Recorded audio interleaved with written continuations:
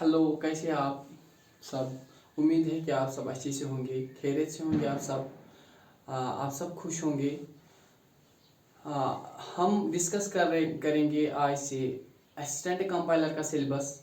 उम्मीद करता हूं कि आपको वीडियो अच्छा लगेगा, आपको टॉपिक अच्छा ही लगेगा। तो जो पोर्शन है सिविक्स का, हम पहले वो डिस्कस करेंगे, उसके बाद हम हिस्ट्री का डिस्कस करेंगे। उम्मीद है कि आपको वीडियो अच्छा लगेगा। तो आज हम पहले सिविक्स का पोर्शन डिस्कस करेंगे। तो जो पहला टॉपिक है वो है from fundamental rights. Fundamental rights fundamental right से हम डिस्कस करेंगे, स्टार्ट करेंगे आज का ये पोर्शन। तो जो फंडामेंटल राइट्स है ये हमारी कॉन्स्टिट्यूशन में पार्ट 3 में मेंशन है। और जो आर्टिकल ये कवर करता है वो है article 12 to article 35। Article 12 to 35 part 3 of Indian constitution deals with the fundamental rights.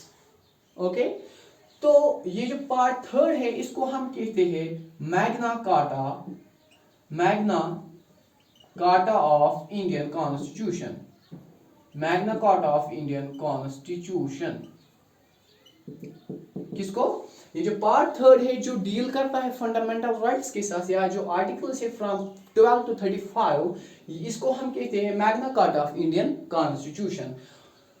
अब हम बात करेंगे ये जो फंडामेंटल राइट्स का ये जो फीचर है हमारे कॉन्स्टिट्यूशन में, ये हमने किस कंट्री से बारो किया है। और जिस कंट्री से हमने ये बारो किया है वो है from the US constitution. We borrowed the feature of fundamental rights from the constitution of US। तो जो यूएस कॉन्स्टिट्यूशन है इससे इंस्पायर होके हमने अपनी कॉन्स्टिट्यूशन में ये फीचर लाया फंडामेंटल राइट्स का।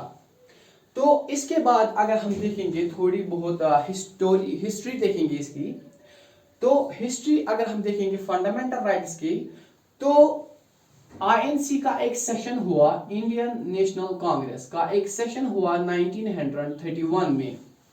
1931 में आईएनसी का एक सेशन हुआ जिसका प्रेसिडेंट था सरदार वल्लभ भाई पटेल।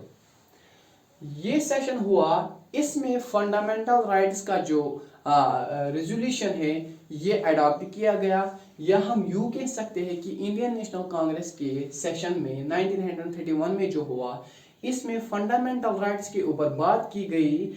और जो ये इंडियन नेशनल कांग्रेस का सेशन था जिसका प्रेसिडेंट था सरदार वल्लभ भाई पटेल, ये हुआ था कराची में।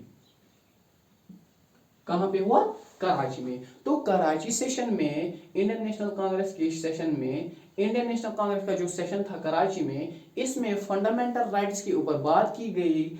तो उसका प्रेसिडेंट था फिर कौन? सरदार वल्लभ भाई पटेल। और जो फंडामेंटल राइट्स का जो ड्राफ्ट था फंडामेंटल राइट्स का, ये किसने किया प्रिपेयर? ये किया है प्रिपेयर हमारे first prime minister Jawaharlal Nehru ने। किसने किया? जवाहरलाल नेहरू ने। तो अब हम देखेंगे अभी हमारे पास कितने फंडामेंटल राइट्स है, कौन कौन है, और जब हमारी कॉन्स्टिट्यूशन फ्रेम हुई तब हमारे पास कितने फंडामेंटल राइट्स थे और कौन कौन था। तो उम्मीद करता हूं कि आपको समझ आता होगा। तो अब हम मूव करते हैं नेक्स्ट पार्ट की तरह। तो अब हम देखते हैं कि जब हमारी कॉन्स्टिट्यूशन फ्रेम हुई तब हमारे पास कितने फंडामेंटल राइट्स थे। ओरिजिनली जब हमारी कॉन्स्टिट्यूशन फ्रेम हुई तब हमारे पास 7 फंडामेंटल राइट्स थे। कितने थे?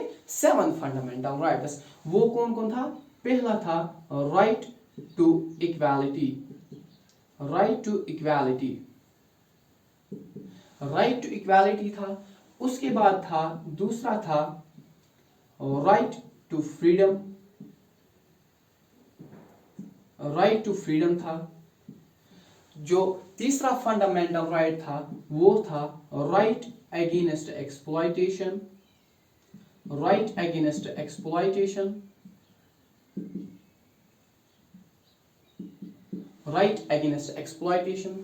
और जो फोर्थ फंडामेंटल राइट है हमारी कॉन्स्टिट्यूशन जो प्रोवाइड करती है वो है right to freedom of religion, right to freedom of religion.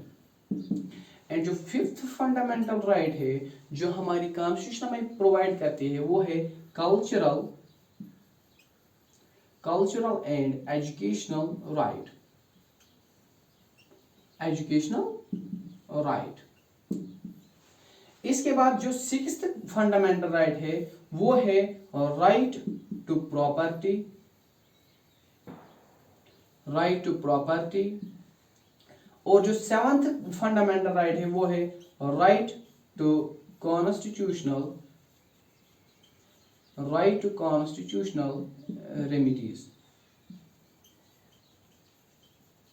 Right to constitutional remedies. These were 7 fundamental rights जो हमारी कॉन्स्टिट्यूशन हमें प्रोवाइड करती थी जब हमारी कॉन्स्टिट्यूशन फ्रेम हुई। ये जो राइट टू इक्वालिटी है ये आते हैं हमारे आर्टिकल 14 और 18 तक।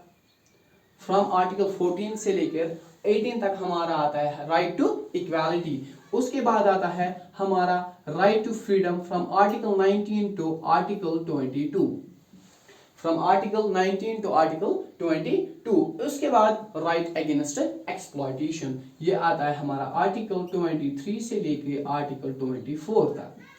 फिर है right to freedom of religion, ये आता है हमारे आर्टिकल 25 से लेकर आर्टिकल 28 तक। इसके बाद है कल्चरल एंड एजुकेशनल राइट, ये आता है हमारा आर्टिकल 29 से लेकर आर्टिकल 30 तक। इसके बाद राइट टू प्रॉपर्टी ये आता है हमारा आर्टिकल 31 में। और फिर है राइट टू कॉन्स्टिट्यूशनल रेमिडीज, ये आता है हमारे आर्टिकल 32 में।